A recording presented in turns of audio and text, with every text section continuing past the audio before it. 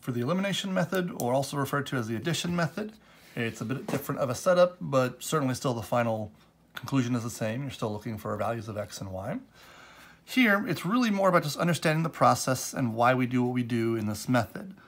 First and foremost, we want both equations in standard form, so x, y equals constant. Once you have that, the next thing, we're trying to determine for x or for y, which will be simpler, which one you want to choose for the coefficients of either both x's or both y's to be the same number but be opposite sign.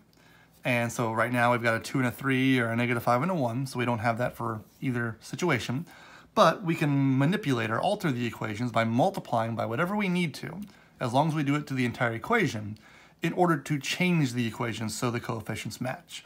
So I could either look at 2 and 3 for the x's and say, well, if I multiply this by 3 and this by 2, they'd both be 6's.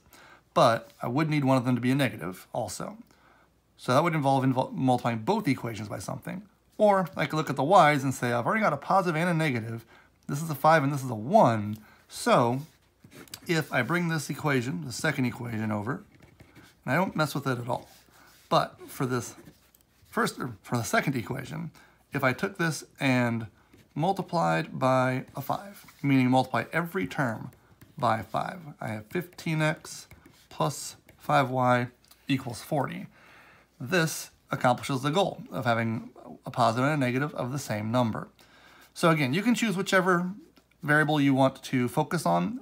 Sometimes you might want smaller numbers, sometimes you might not want to worry about a negative, but the goal after this step of changing one or both equations is to have exactly this. Now, the reason we want this is we next go to the vertical add step, where we'll just combine down these columns of like terms.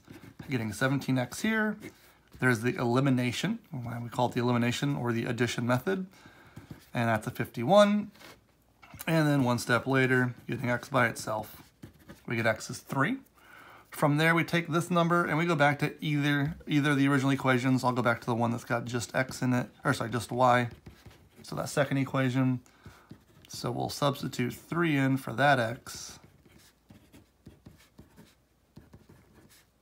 And then subtract it over and get y equals -1, getting us the coordinate point 3, -1.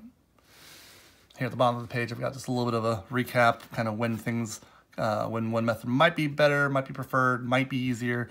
But again, it's partly up to your level of comfort with the process. I will say that going forward to the next section, elimination is going to be the one I really focus on as a nice organized approach to the stuff we're going to see in 5.2. And so the last thing with this, looking for the solution to a system, again, looking for where two lines intersect, certain things can happen that are referred to as special cases. So just to jump into these, this one's set up nicely for elimination, notice. They're already in the form lined up. And notice I see 2x and -4x. So if I just multiply the top equation by positive 2, I'll have 4x minus 6y equals 14, and I won't change a thing about the bottom equation. And now we notice as we go to do this elimination, those both cancel, they both eliminate, meaning our variable is gone. Now here, 14 and 14 actually do add to 28, and so we're left with that equation that makes no sense, right? That statement makes no sense. 0 does not equal 28. We've lost our variable, so we're not getting a solution here. And in fact, since that would never be true, that means this will never have a solution. And so our phrase for that is no solution, or we also have that empty set symbol referring to there being the solution set is empty. There's no answers. So that's one type of special case we can run across when the variables disappear. Let's take a look at an example of the other. This one's set up conveniently for substitution. It already says x equals. So I will take that and substitute it in there.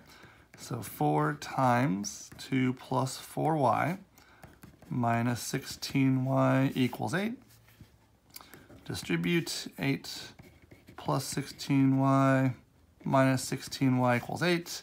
Here we get the y's, 16y minus 16y to cancel, meaning our variables are gone again, but this time we're left with two numbers that are equal. 8 equals 8 is a true statement. That's always true.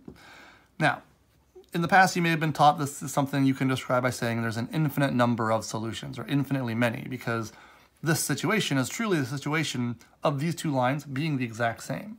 They may not look it, but you could rearrange them and potentially multiply or divide and realize these two equations are the exact same equation, just in different forms. And so every point on these lines is a point where they cross. Well, we're going to use set builder notation to say just that. The set of xy such that, excuse me, such that, and then pick either equation. It does not matter which one, because what you're doing by writing that is you're saying the solutions to this system, right? The points that these lines share are all the points that are on that line. And again, whether you put this line or the other equation, it wouldn't matter because they're the same line. But that is our specific way of summarizing that special case notation situation of the two lines being exactly the same.